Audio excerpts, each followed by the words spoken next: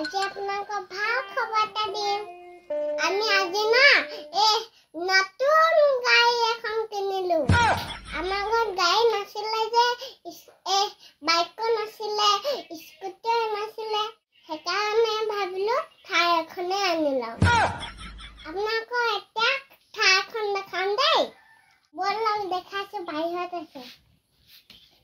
কেনেকুৱা লাগিছে কওক?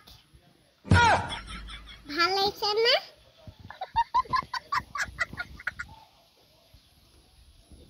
কিমান ধুনীয়া, কিমান ধুনীয়া। ইয়াত পাপা বহিব, ইয়াত মই বহিম। কেনেকুৱা লাগিব কওকচোন? আকৌ চাই লওক।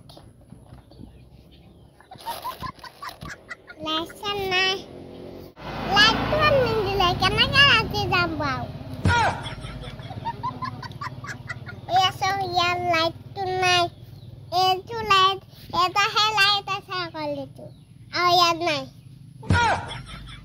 এইবোৰ আছে দুটা।